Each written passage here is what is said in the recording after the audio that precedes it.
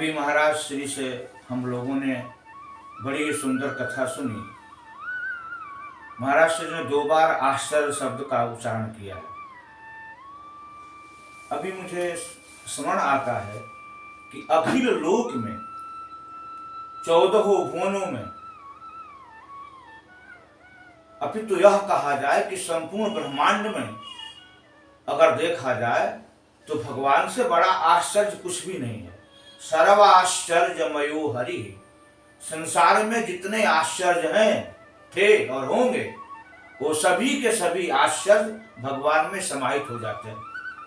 अर्थात जितने भी आश्चर्य हैं वो भगवान से ही प्रकट होते हैं। विचार करें, महाभारत का एक प्रसंग आता है कि जब दुर्वासा जी पांडवों के पास पहुंचे और उन्होंने पांडवों से कहा कि हमारे व्रत का आज समापन है और हम स्नान करके आते हैं, मध्याह्नकालीन संध्या के उपरांत आज हमारे शिष्यों सहित हमारा प्रसाद तुम्हारे यहाँ रहेगा, तुम प्रसाद की व्यवस्था करो।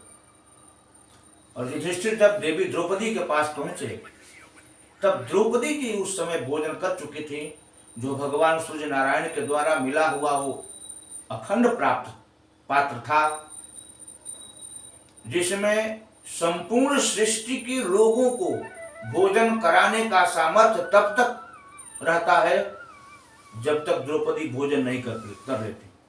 द्रौपदी जी के भोजन करने के बाद फिर वह अगले शाम अथवा अगले भोजन के समय पर पात्र में वो सामर्थ्य आ जाता था, जो द्रौपदी के भोजन के पूर्व चाहे जितने लोग भोजन करने के लिए आए वह पात्र उनकी इच्छा के अनुसार भोजन दे देता था। तब दुखद स्थिति यह हुई पांडवों के शिविर में कि द्रौपदी जी भोजन कर चुकी थी और पात्र में कुछ नहीं था, क्योंकि उस समय तक पात्र साफ करके रख दिया गया था। द्रौपदी एकमात्र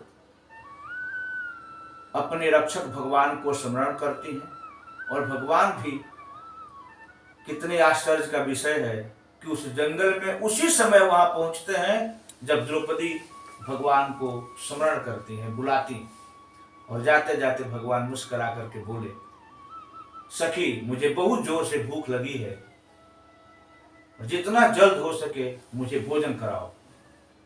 तब द्रौपदी जी भगवान के सामने कहती हैं कि जिस समस्या के समाधान के लिए मैंने आपको बुलाया वही समस्या आप लेकर चले आए। जब हम पांडवों के ऊपर दुर्वासा जी के रूप में विपत्ति आई और जिस विपत्ति को संपत्ति में बदलने के लिए हमने आपको स्मरण किया और आप भी आ रहे हैं तो भूखे आ रहे हैं और वो खाली पात्र भगवान के सामने दे देती। अभी महाराज जी ने कहा कि जहां भी देखो आश्चर्य ही आश्चर्य दिखाई देता है। तो सर्वाश्चर्यमयो हरि, भगवान उस पात्र को हाथ में लेते हैं और खाली पात्र में अपना हाथ डालते हैं, उसमें से एक कण अन्न का कण निकलता है और उसको अपने मुख में डाल लेते हैं और कहते हैं कि भक्ता के, मेरी सेविका, मेरी सखी, मेरी छोटी बहन के इस प्रेम के द्वारा प्रदत्त अन्न के कण से संपूर्ण विश्व तृप्त हो जाए, तुष्ट हुए, पुष्ट हुए और संतुष्ट हो जाए। और वो एक छोटा सा अन्न का कण ज्यों ही भगवान के मुख से उनके उदर में प्रवेश करता है, संपूर्ण विश्व के चराचर जितने भी प्राणी हैं सबके पेट भर जाते हैं। आज गिनीज बुक में आश्चर्य की संख्या करके आश्चर्य नंबर 1, 2, 3, 4, 5, 6, 7, 8 ऐसे करके आश्चर्य की बात लिखी हुई है। परंतु उन लोगों को समझना चाहिए कि एक अन्न के दाने से ब्रह्मांड के सभी प्राणियों का पेट भरने वाला, इससे बड़ा आश्चर्य और सृष्टि में क्या हो सकता है। मैं इसलिए यह कह रहा हूं कि हमारे भगवान को भक्ति से, भक्तों के माध्यम से जो कम से कम, न्यून से न्यून, तुच्छ से तुच्छ पदार्थ भी उनके श्री चरणों में समर्पित होता है तो भगवान उसे अनंत गुना बढ़ा करके, अपितु जहां गुणा ही समाप्त हो जाए, गुणा की सीमा जहां समाप्त हो जाए, उससे कई हजार गुणित अधिक बना करके तत्काल दे देते हैं। यह भगवान का सर्वाश्चर्यमय रूप है। अब वहां आप विचार कर सकते हैं कि भगवान के कौन से अवतार हुए हैं। वहां भगवान का अन्नावतार हुआ। भगवान अन्न के रूप में अवतरित होकर के संसार के सभी प्राणियों का पेट भरते हैं। यह भी विचारणीय विषय है कि व्याघ्र जिस वस्तु को खाता है, वेद का अध्ययन करेंगे तो बाघ, सिंह, हिंसक जीव जंतु जिसे खाकर के अपना पेट भरते हैं उसे भी अन्न ही कहा जाता है।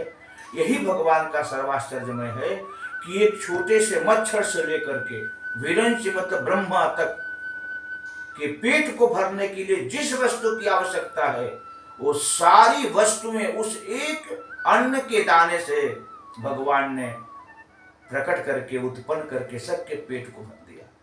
क्यों?